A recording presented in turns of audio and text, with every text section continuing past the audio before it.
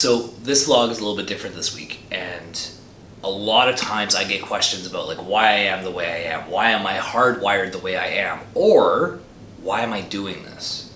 And this is one of those videos where I just feel like it's kind of opening my world up a little bit and giving you guys, maybe a lot of you that are new to the content, giving you guys some background on why I do what I do and why I believe what I believe.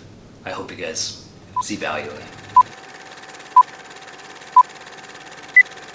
At 16 years old, on my birthday, yes, actually on my birthday, I lost my father. Yeah, he passed away on my birthday.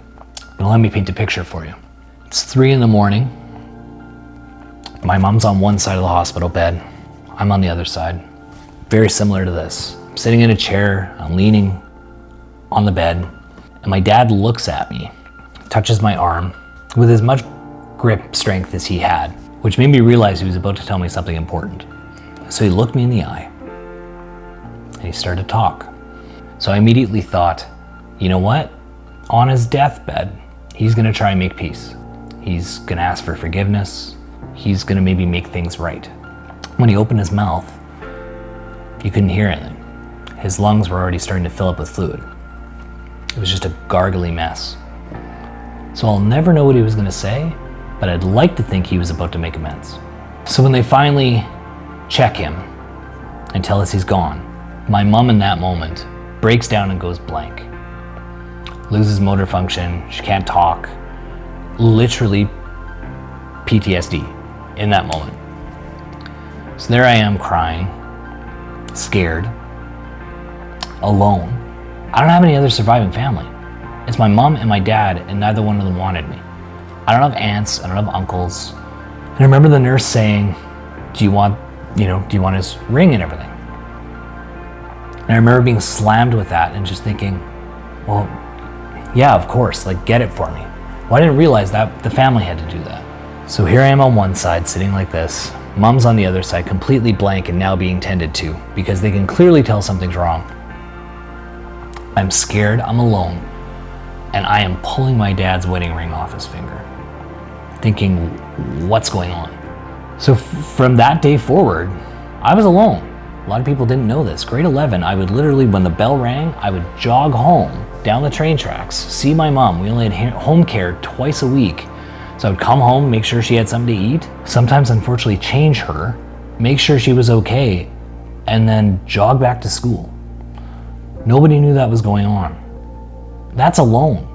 That's completely and utterly alone. But I didn't tell anyone because it was my problem. Luckily, mom came out of it about 17 years old. So about a year later, mom started to regain everything. We were doing good. Life was getting better. And mom actually turned around. It felt like mom loved me. It felt like we were in it together.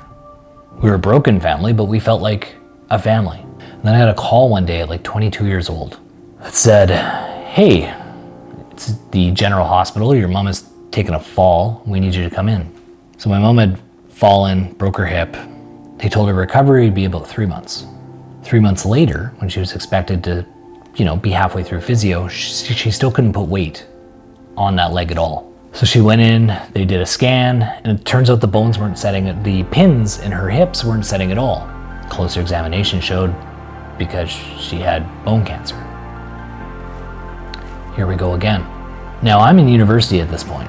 I promised my dad I would get an education. I get a call one day again, I'm out with some friends. Hey, mom's taking a fall, you gotta come in. Pack some things and bring them with you. I'm a seasoned veteran to this whole hospital thing at that point. I know what that means. Pack a bag, go in, and they say, your mom's not coming out. She took a fall, cracked her head, and when she came to, she couldn't talk. She was babbling, wasn't making any sense. Of course, you've hit your head, so they do a further examination. It turns out that she's got a mass in her brain. And because the swelling in her brain is pressing up against the tumors, that's what was causing all the short circuiting. She died 4 days later. And then that was completely and utterly alone. Nobody. You know what it's like to be at a funeral for your parent and you just have a couple close friends? I know what it's like to be completely alone, and I know what it's like to have to figure things out, or you won't make it. I don't want anyone else to feel like that.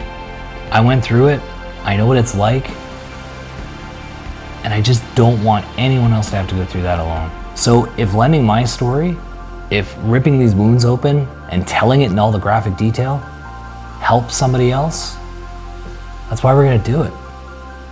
My whole upbringing is like a whole series of battle scars of who I am, and it would just be selfish. And it would be awful to not give back after everything I went through.